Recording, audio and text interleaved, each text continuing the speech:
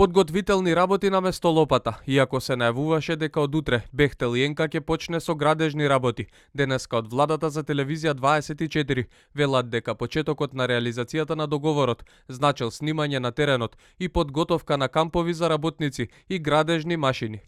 Од 22 април започнува реализацијата на договорот, што практично значи дека изведувачот ги започнува сите подготвителни работи на терен, снимање на теренот, проектирање, подготовка на локации за кампови за работници и градежни машини, подготовка на урбанистичките проекти за патните коридори и постапките за експроприација. Прашање испративме и до Министерството за транспорт и врски, бидејќи министерот Благој Бочварски најави дека до медиумите ќе бидат испратени координати каде Бехтел Јенка ќе почне со работа, но одговор до овие вести не добивме. Во меѓувреме се кршат копијата, дали на кој начин пратениците ќе го видат договорот, кој власта го крие од јавноста, со тврдење дека тоа го бараат од фирмата за да не се откриеле нивни деловни тајни. Пратениците со спротивставени мислења, Снежана Калевска-Ванчева од СДСМ во емисијата 24 анализа тврдеше дека договорот не е државна, туку деловна тајна, па затоа не може да биде објавен. Тоа е договор облигационен, договор од делот на градежништвото, кој што договорните страни се согласиле дека ќе има карактер на деловна тајна, односно одредени негови делови ќе бидат деловна тајна. Тоа е нешто многу поразлично од службена тајна или пак од класифицирани информации. Пратеникот од ВМРО ДПМН Емиле Левков пак во емисијата Отворено на телевизија 24 посочи дека договорот мора да биде објавен, бидејќи се работи за трошење на државни пари.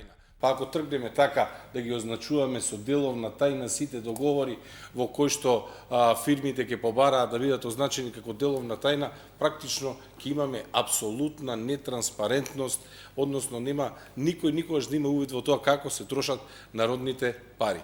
Лидерот на ВМРО ДПМН Христијан Мицкоски тврди дека го добиле договорот од свиркачи и дека наскоро неговата партија ќе почне со објавување на делови од него. Власта тврди дека 51% од работниците ангажирани за работа ќе бидат од Македонија, а според опозицијата, домашната оператива нема да надмине 30% од работата. Со став се јави амбасадата на САД за државната МИА велат дека поддржуваат инвестиции во корист на граѓаните на Македонија, но ако постојат прашања за несоодветни постапувања, тие треба да бидат истражени. Бидејќи ова не е проект на американската влада, амбасадата немаше место на преговарачката маса. Јасно кажавме дека доколку постојат прашања за несоодветни постапувања во овој или кој било друг случај на владини набавки, тие треба да се истражат. Бехтел Јенка успешно договори и реализираше неколку големи проекти низ Западен Балкан. Во собранието се очекува уште 7 закони да го минат комисискиот филтер, откако вчера измените на законот за минерални суровини поминаа на Комисијата за економски прашања. Предложените законски измени доаѓаат по договорот на државата со Бехтел Јенка, кој се уште се крие од јавноста поради како што велат се работи за деловна тајна. И додека многу прашања остануваат неодговорени, се уште се чека датумот кога ќе биде фрлена првата лопата на автопатите долги 110 километри со процената вредност од 1,3 милијарди евра.